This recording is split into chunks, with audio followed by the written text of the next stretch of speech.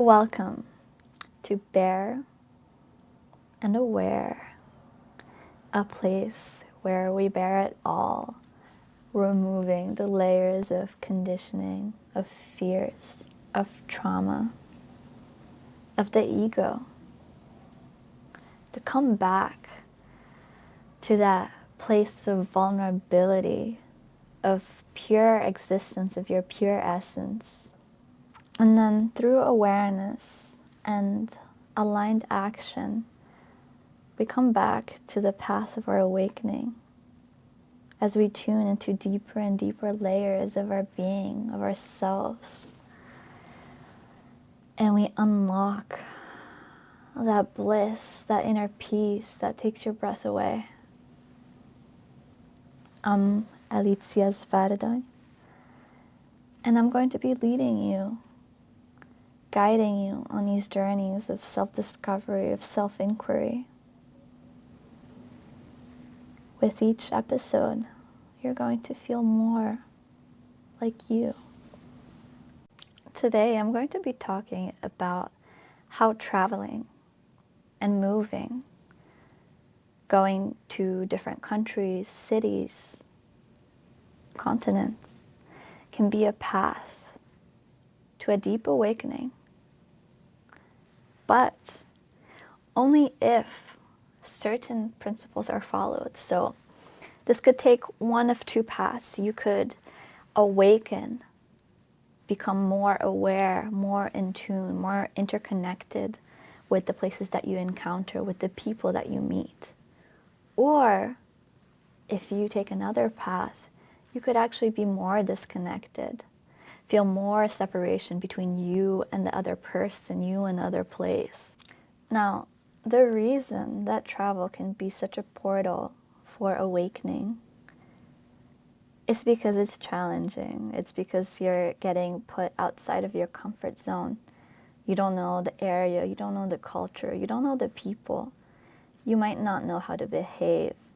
You might not feel confident speaking another language with the other person because it takes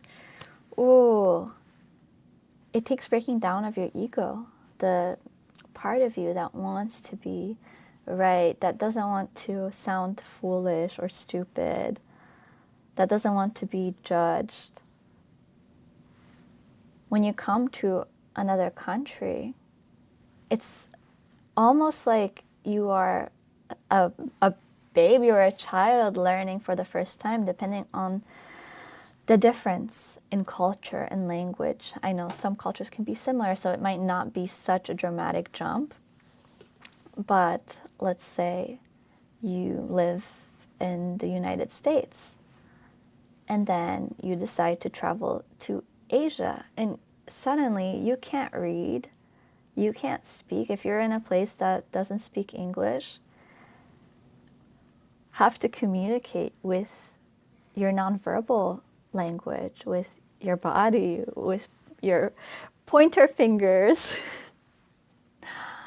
with the Translate app, right? Trying to say words in a language and maybe feeling self-conscious while you do it. And culture, the way that people dress, the way that people behave, the manners, whether you're in a country that eats with a fork and knife, or with your hands, or with chopsticks. And there are all these kind of differences. As a nomad, I've also moved around a lot. I grew up in Poland, then moved to Ireland, then moved to the States, and I became a nomad. For 5 years, I was moving essentially every month, sometimes every week, every couple weeks, and another country, another city, another continent. Yeah. I'm still doing it. Me and my partner, we can't decide on a place to stay, so we're moving around trying to find some place we both enjoy. So I have a good amount of experience traveling, and I've been on both ends of the spectrum. I've been in situations where I was traveling and I felt really disconnected. I felt really isolated. I didn't feel like I belonged in a place. And I've also had experiences where I had such deep soul connection that transpassed any kind of language barrier or cultural difference. Let's dive deeper into language because it's the most obvious one. It's the one that hits you in the face right when you arrive, right? In a new country, or you encounter a person from a new place where you don't have the shared language. So for me, I grew up in Poland speaking Polish, and then when I was about 10, 11 years old, I moved to Ireland with my parents, with my family, and I didn't speak English. So I went to school. I didn't understand anything that was going on.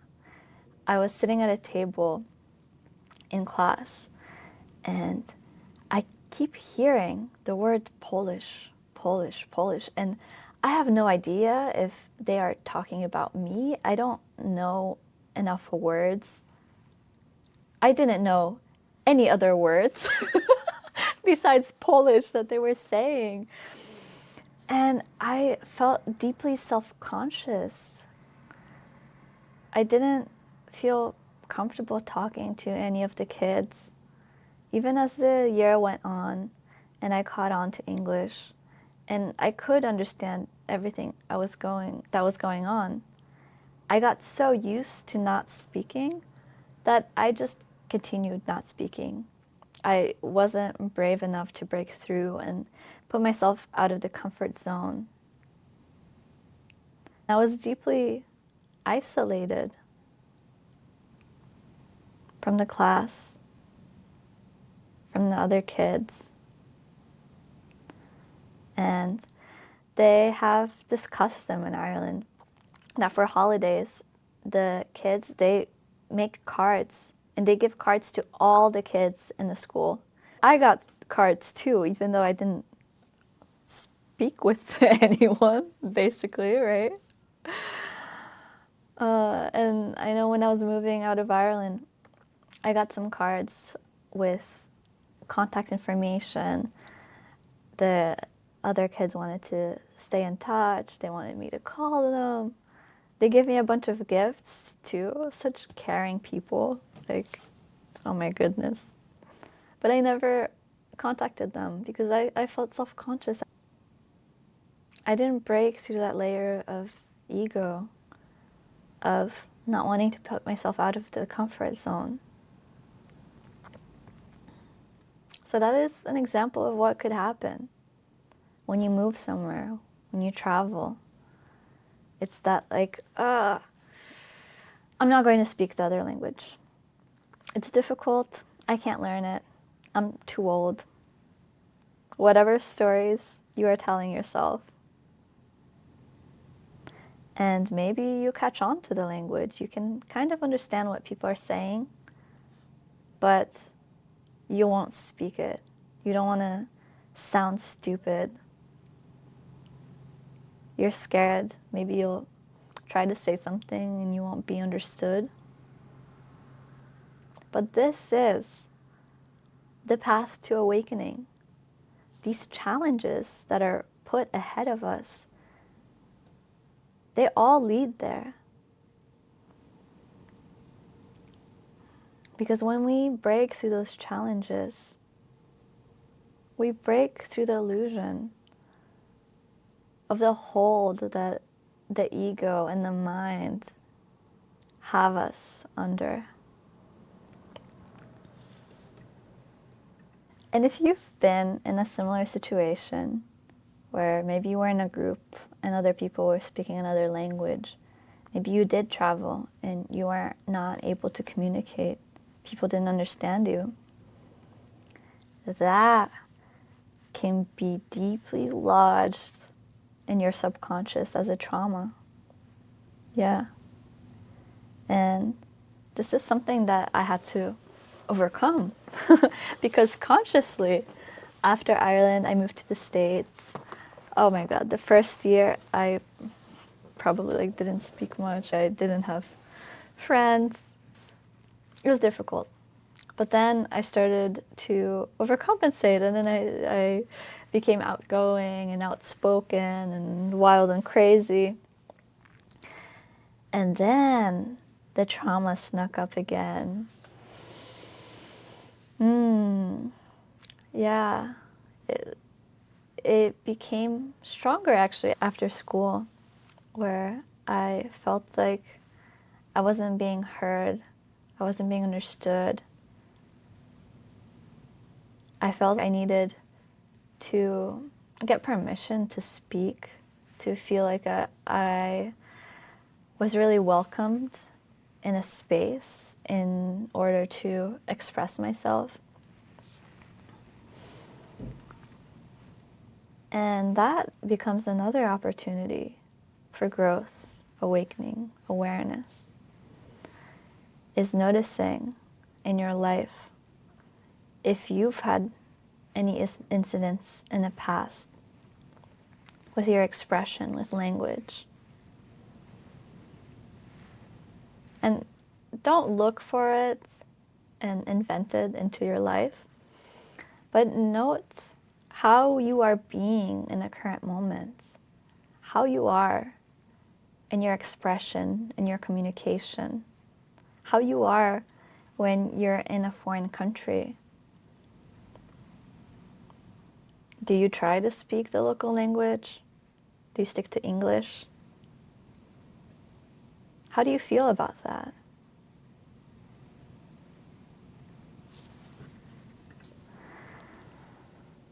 It's very interesting because language is a thing that we all made up, right? And our conditioning is to think in terms of language. The thoughts running through our mind are always based off of language. So our thoughts are always limited by our language.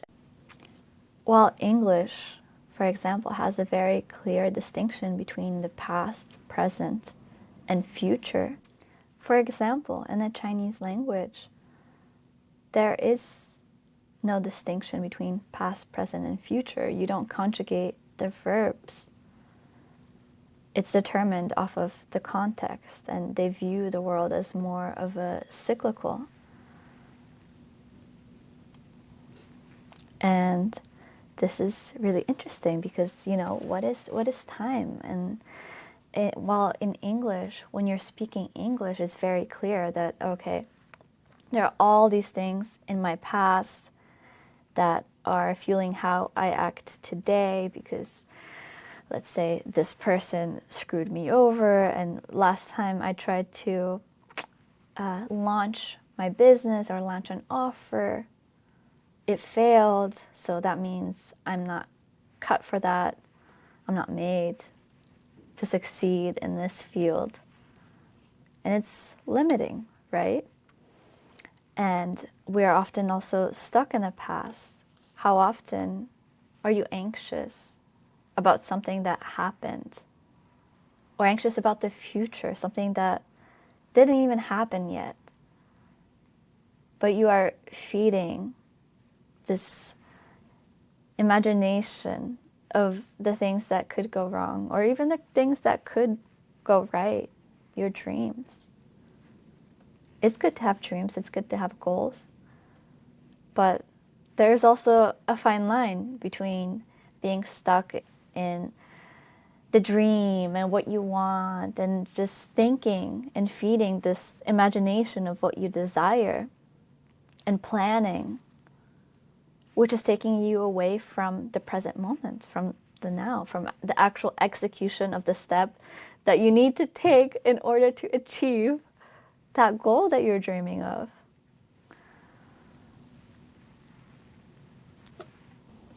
The next element is duality, the separation between self and other.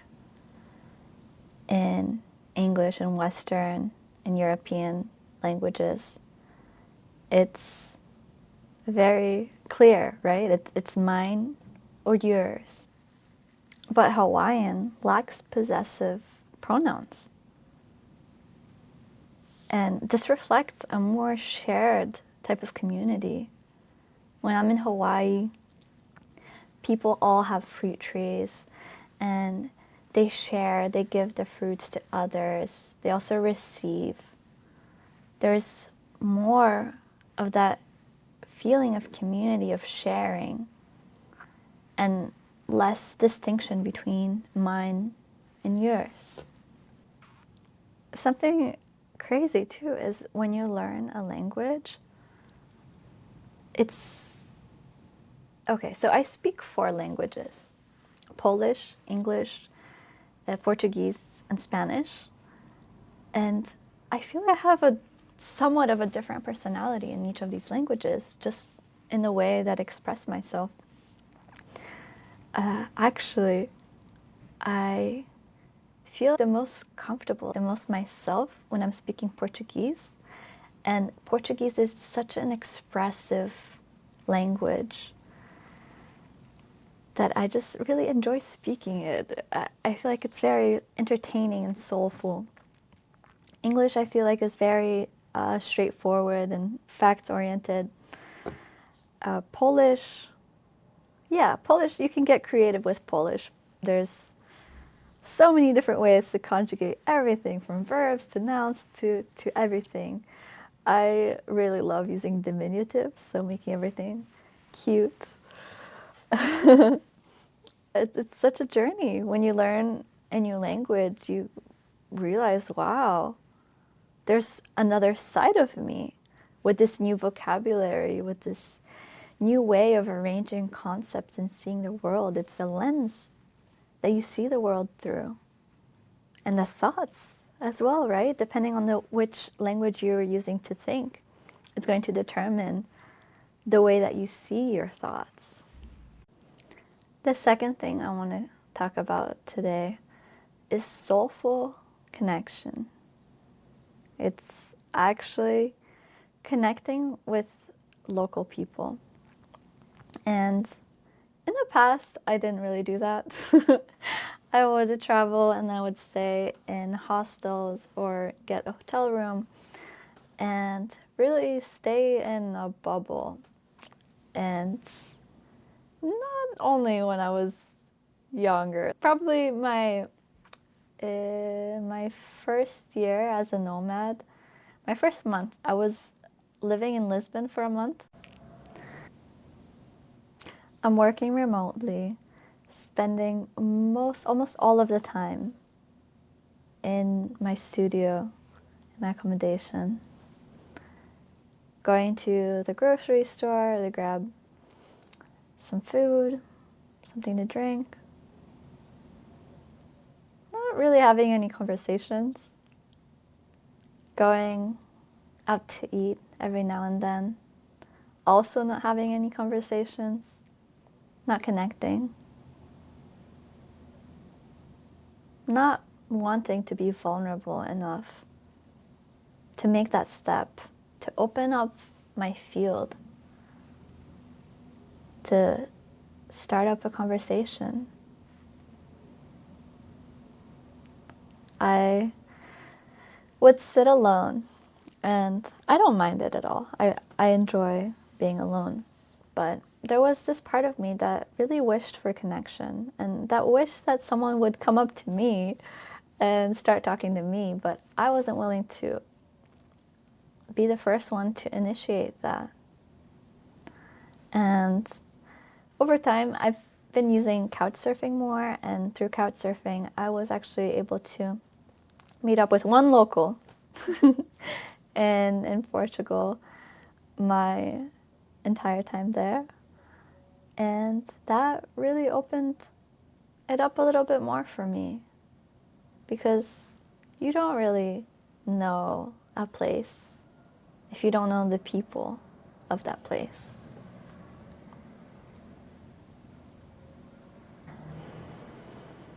It's interesting because actually the most transformative, the most connection, the most amazing experiences that I've had were ones that from the first look could seem uncomfortable.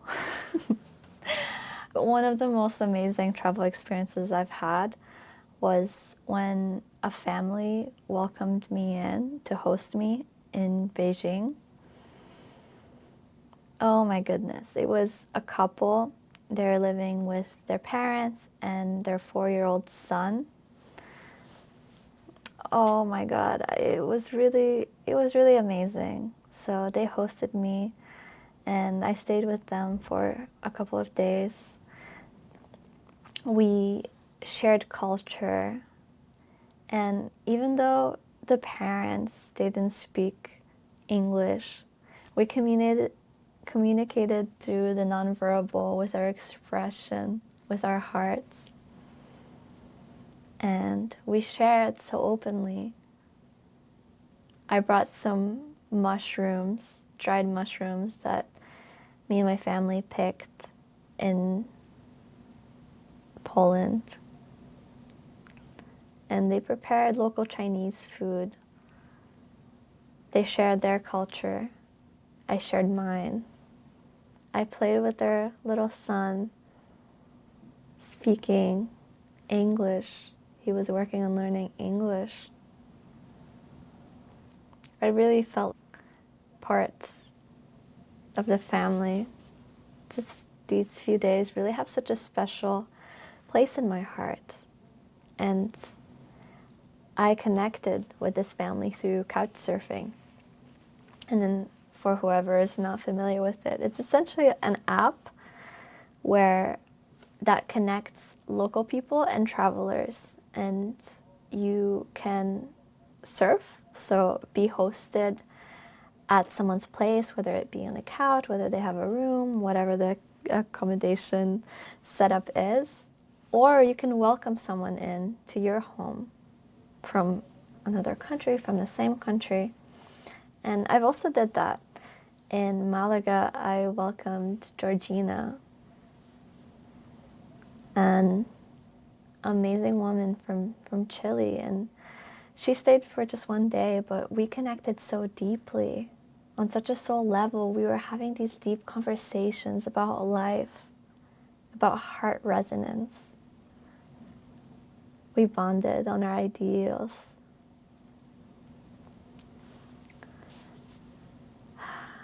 And these are the moments that most people are avoiding. Most people are dreading, like, oh no, I want my own place. I want my own space.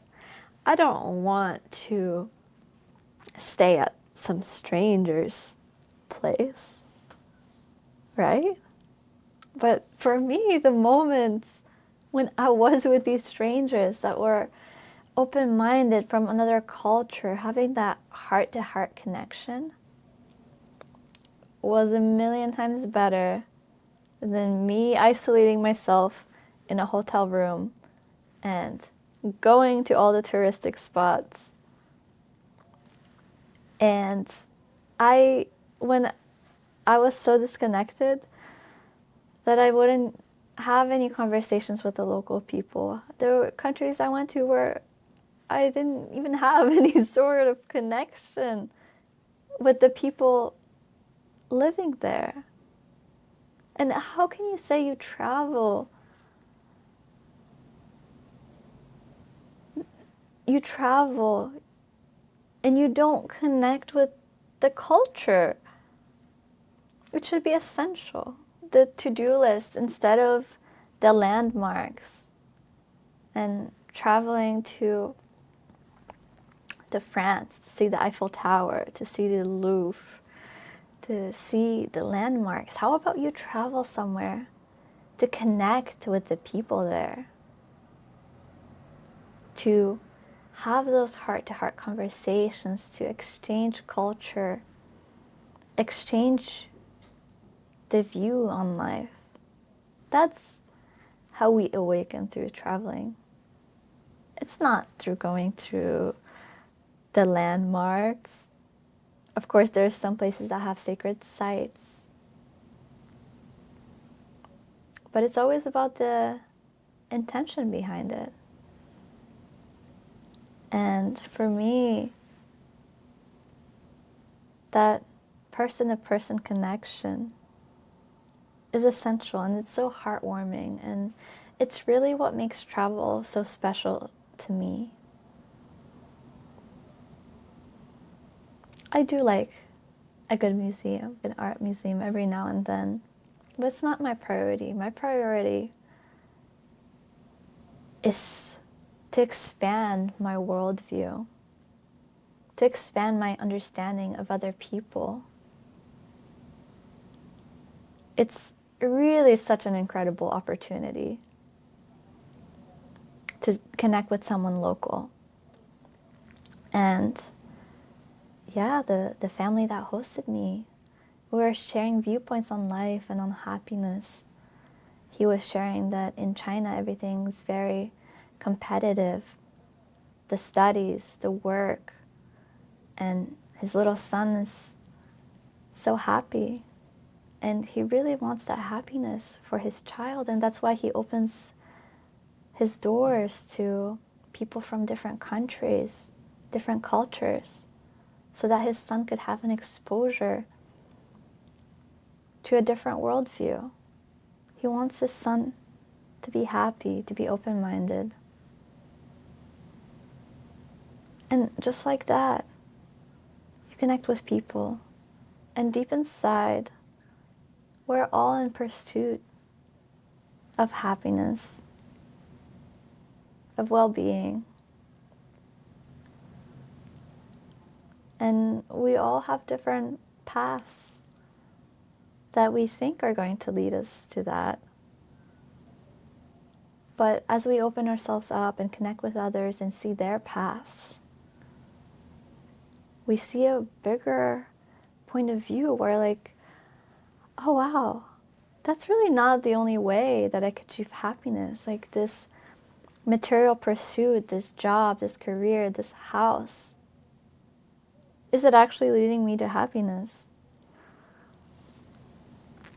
And yeah, this is really my invitation to you to connect with other cultures in order to be able to expand your worldview.